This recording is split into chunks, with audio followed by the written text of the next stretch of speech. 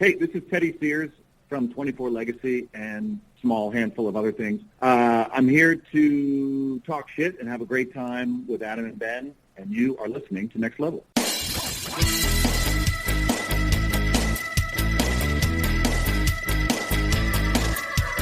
this is TJ Miller. Hey, this is Lucky Yates. Hey there, this is Jimmy Simpson. Hello, this is Brad Sherwood. Hi, this is Claire Coffey. This is Andy Daly. Hey there, this is Kevin Durant. Hi, I'm Chris Parnell. Hey, this is TJ Sainz. Hey all, this is David Hoffman. You are listening to Next Level Radio. Have fun. It's time for the Showcast. And now, here they are, those pop culture junkies and your hosts, Ben Beck, Adam Gorey, and Steve Richards.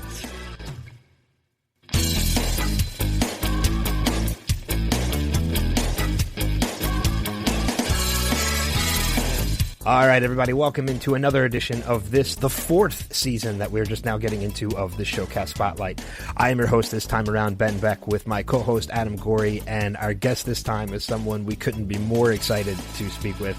You know him from roles such as, Masters of Sex, American Horror Story, Torchwood, 666 Park Avenue, of course, The Flash, which we're all big fans of. But now you'll be seeing him in the upcoming 24 Legacy on Fox. Please welcome Mr. Teddy Sears. Teddy, thanks so much for joining us. Man, that was a hell of an introduction. I mean, you pulled out some titles that I haven't thought of in a little while, like Torchwood and the ill-fated 666 Park Avenue. Yep. But thanks, man. It's great to be here. I'm excited to talk about whatever comes up. Awesome. Well, of course, I mean, we definitely want to talk 24 because that's what you're here to promote, and that's what we want to send everybody to check out because we know it's going to be starting this coming Sunday after the Super Bowl. So if Fox is returning with 24 Legacy this time around, new cast, new terrorism to stop as always has. For starters, tell us a little bit about your character, Keith Mullins. Yeah, Mullins is the new acting's maybe the wrong word. He's the new head of CTU. Miranda Otto's character, Rebecca Ingram, she is sort of the longtime head of CTU. She's currently married in the show to Jimmy Smits's character, who is a presidential candidate. He's sort of getting deep into the campaign season, and she is ceding control of CTU to me, presumably a longtime protege, so she can basically, put her stuff aside to be shoulder to shoulder with her husband on the trail. So that's where the pilot picks up. I think Mullins is probably just a very inside the beltway careerist guy who's probably been at CTU for years and, kind of makes a very sort of logical next step to run the department. And that's sort of where we are when this whole thing kicks off. Yeah. Is it going to have the typical 24 ticking clock the whole time too? Oh, 100%. Yeah, it's like they want to. I think they want it to be sort of the next chapter in the story of 24, which we all know from, I don't know, was it 8 or 9 years, including a movie. So there's going to be certain hallmarks that will remain the same. That ticking clock and the sound of the ticking clock before and after every commercial break is going to remain the same. Yeah. They even reference there was a character in the first series named Edgar Stiles, and there's an actress who's she's sort of someone that Mullins, my character, brings in.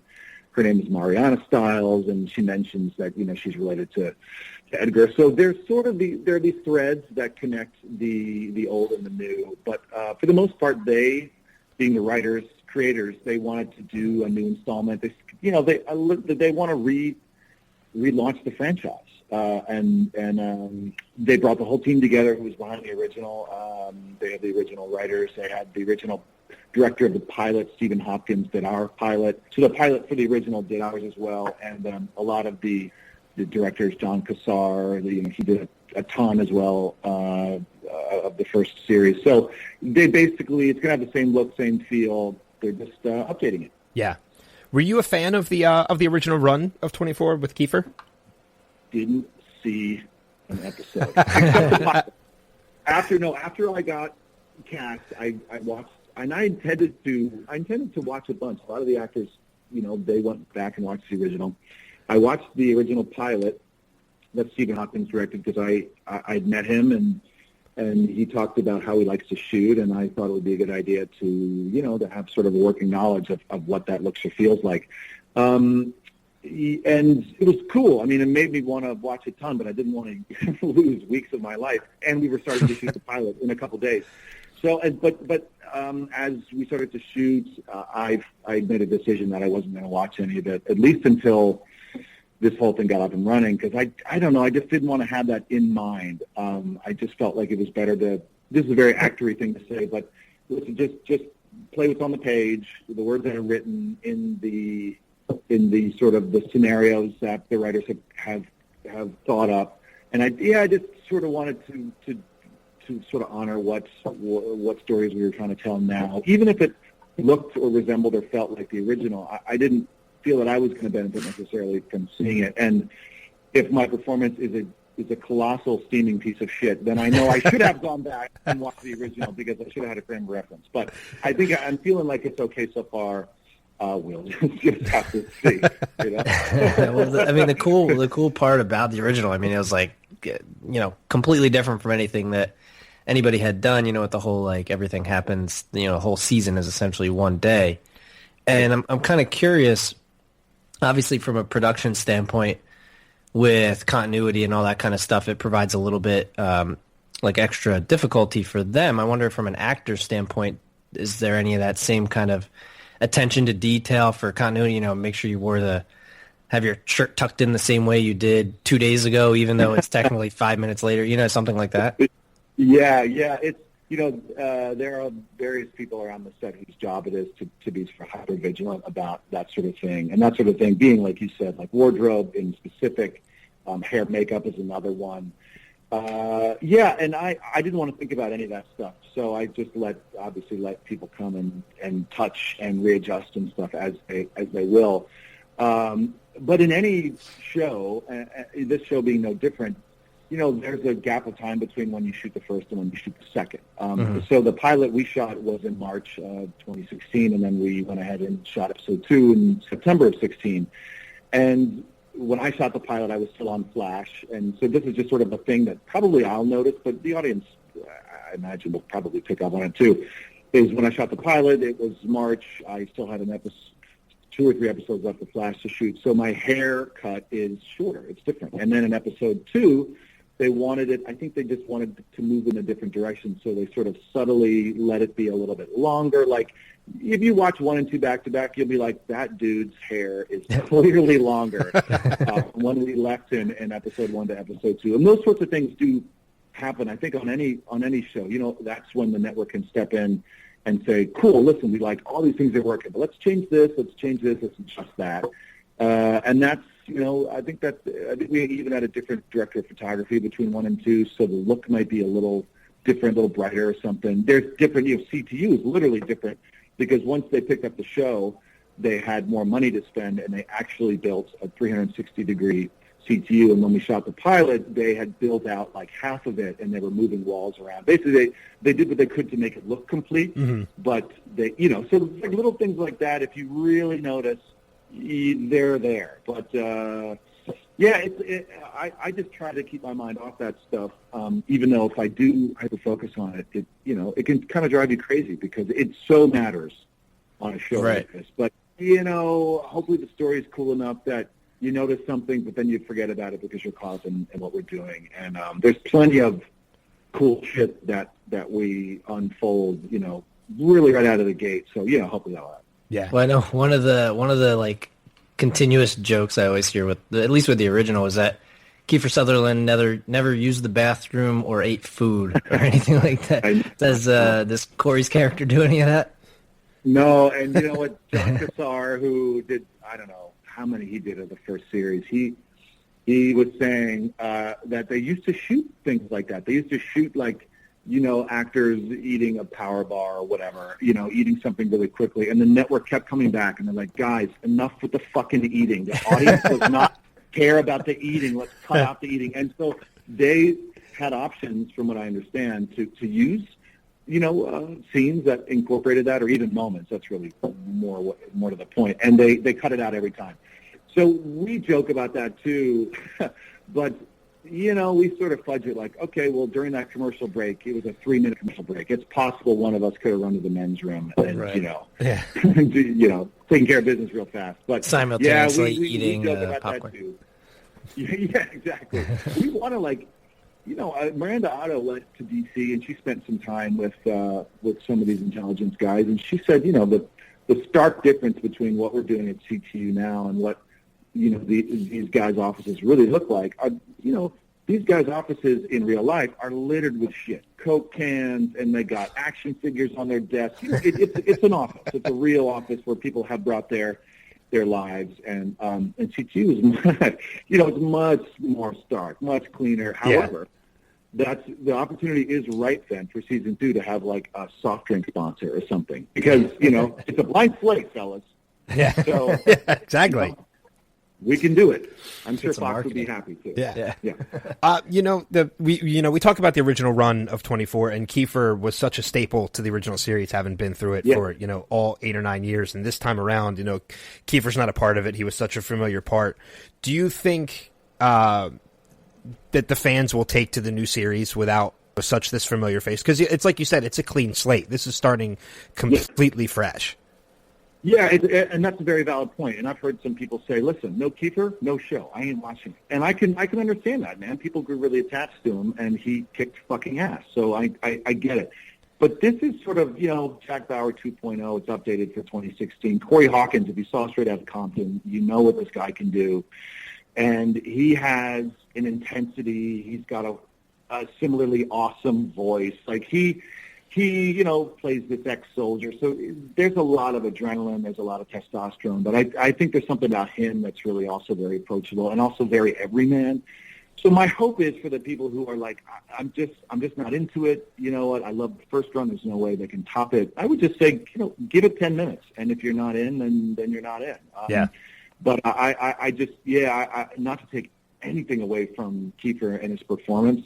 It's just they needed, or you know what? It's fitting that it's a younger dude who's a returning soldier who's just trying to have a normal life and gets sort of sucked back into the unfinished, the unfinished business, the shit that happened to him overseas on a mission, and how that stuff can sort of come back to haunt you here in the States. So, yeah, man, I think people will be pleasantly surprised. I understand the skepticism.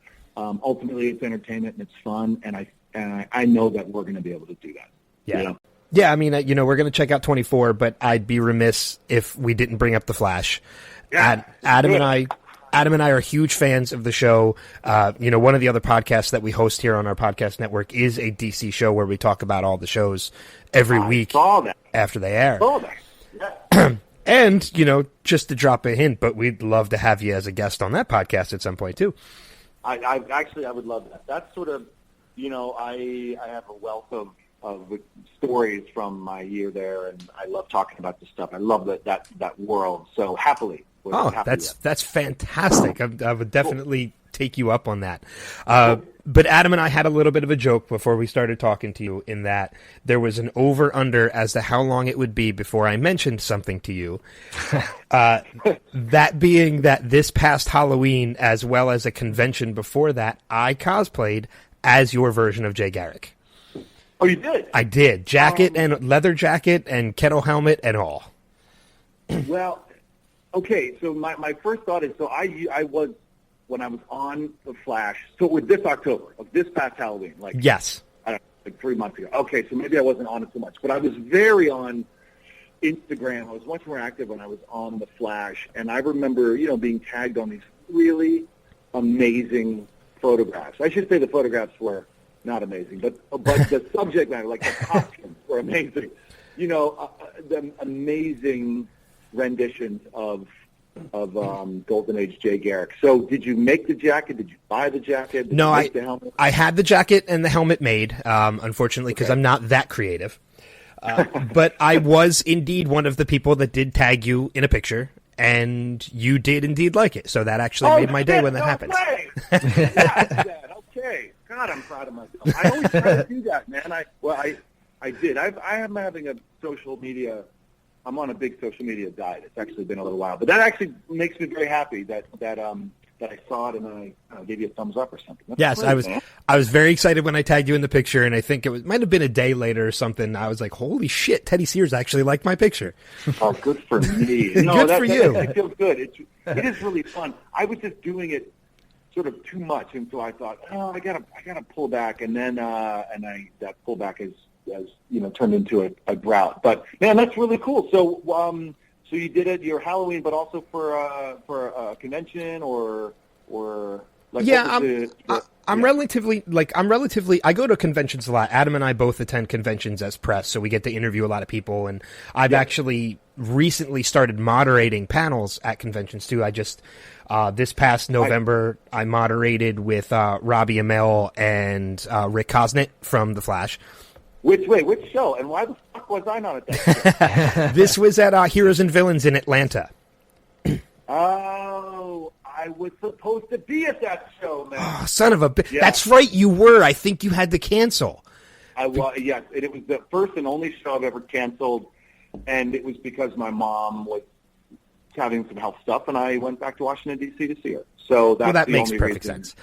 That's why. Those are great guys. I like Rick a lot, and Robbie is great. I mean, that's the fun thing about that circuit is you end up seeing the same guys, and it's really, really fun to engage one-on-one and in groups with the fans. It's the coolest. I remember that now. You were originally on the schedule, and I was excited you were going to be there, and it probably would have turned out that you would have been on that panel with Robbie and Rick. I absolutely would have. I've done a few with Robbie and a few with Rick. Okay, next time, man. Next time. For sure. Definitely for sure. But yeah, I don't cosplay at conventions that much, usually because we're covering them. But I did do it for Halloween, and I actually went to Adam's Halloween party dressed as that as well. Oh, okay. Nice. So I know, we're going to run short on time with you, so a couple more things, obviously pertaining to The Flash. Jay Garrick, which is my favorite version of the Flash, so I was very excited to see him turn up. Turned out that you were Zoom, and your character Zoom became the Black Flash, who has since reappeared on these shows. I know because of shooting schedule you weren't able to play the part, but if they were ever able to bring you back in some capacity, would you go? Yes. What? Wait a second. Okay, I got two things to say. One, absolutely. I even emailed Todd Helbing, he and his brother Aaron are head writers over there, and I was like, listen, if you guys are thinking about bringing, because I've read that Andrew Kreisberg had talked about Black Flash showing up in that universe, and so I wrote him. I saw that he mentioned that, and I wrote the Helbings, and I was like, yo, listen, if this is something you guys are thinking of, like, I want in. I 100% want to be a part of this. And they said, cool, yeah, well, that sounds great if we can make it work. When are you done on 24? And I told them that I'm done in the middle of February, and maybe that was the nail in the coffin there. But I always sort of thought that, that Black Flash could have been CGI'd, like basically that they didn't need me necessarily to be Black Flash, but I was really hoping that they would, because I think in the books, Black Flash is so beautifully drawn and so sinister looking and so cool, and I just love what he represents, that he's this Grim Reaper for speedsters. That, on the one hand, bums me the fuck out, man, because I really wanted to do it. But in what capacity did that motherfucker show up? Like, what did we do? He actually just showed up yesterday on Legends of Tomorrow he was pursuing Eobard Thawne. So we haven't seen him on The Flash yet. But I mean, who knows? And he was CGI, as a matter of fact, too. So okay, all right. Well, if they ever put a suit on him, I want in. But all right, I'm gonna. We want you in too. I would love it, man. And I'm in touch with all those guys. I'm in touch with Tom Cavanaugh and Grant and Carlos, and I talk a lot. And I've seen Danielle, and I've seen Candace at shows, and Jesse Martin. Like, I just named every single fucking cast member, and I just really miss those guys. It's an incredible group, and yeah, I miss being up there. It's a great show. It's so much fun, and Vancouver's a beautiful city. So it's so funny, man. I would do it in a second. Yeah. If they want me, they got my number, and I would jump on a plane. And I know that we would run into problems with Fox. I think it's way easier said than done. But I would love it, and hopefully they'd be able to work it out. But you know what? We haven't even got a phone call for it yet, so maybe they'll save it to the end of this year. Maybe it'll be a different season, or maybe they just won't use me. You know? I hope they do. I hope so too, man. I hope so That'd too. be awesome. I love that show. I would really like to see everybody again. And actually, since I started, we can talk about this more on the DC one, but since I started working on that show, I just have gotten really into that universe, into the comic universe. I'm reading, Bill Gaines' biography right now about his time at EC and at Mad, and I'm sort of crazy about that pre-code EC stuff. But just in terms of the comics and the whole mythology, I just think it's cool as hell. So being a part of it opened up my world in a really fun way that I couldn't have anticipated. Yeah. Hey, we know you got to get going. Real quick though, you had mentioned you're supposed to go to Atlanta. Are you have any like East Coast cons that you know of this year that you're going to be doing? Well, it's funny. I'm talking to you in Atlanta right now. Yeah, and you said you went to Heroes and Villains in Atlanta. Are you guys located in Atlanta? No, we're in the Philadelphia area. Yeah, we're up. Okay, I was going to say then we should have done this in person. I'm here now because this is where 24 is being shot.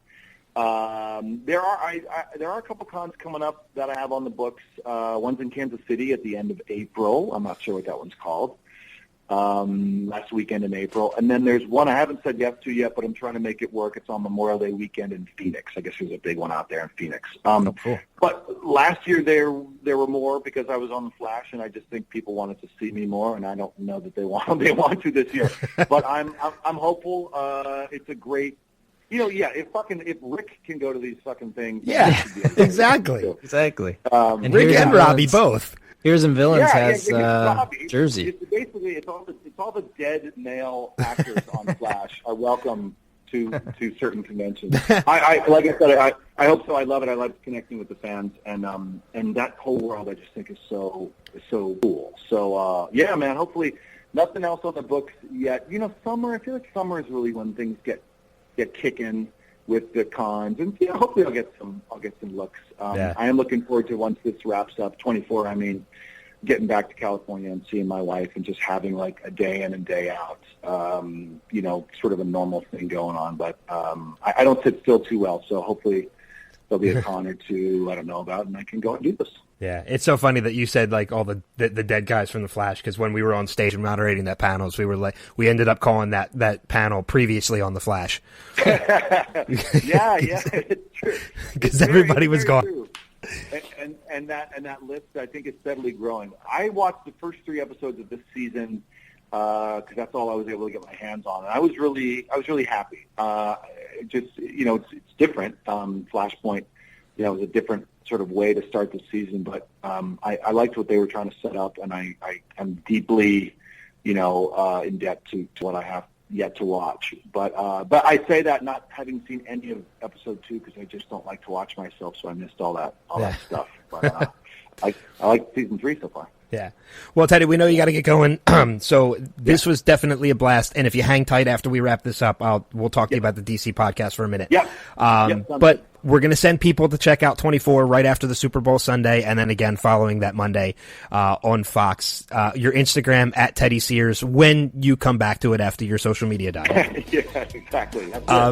But Teddy, thanks so much. Hopefully we'll get you back on for 24 again later down the road, and we'll talk to you about DC too. So that sounds good. Great. All right, guys. Yep, we'll bring you another Showcast Spotlight later on down the road. Thanks.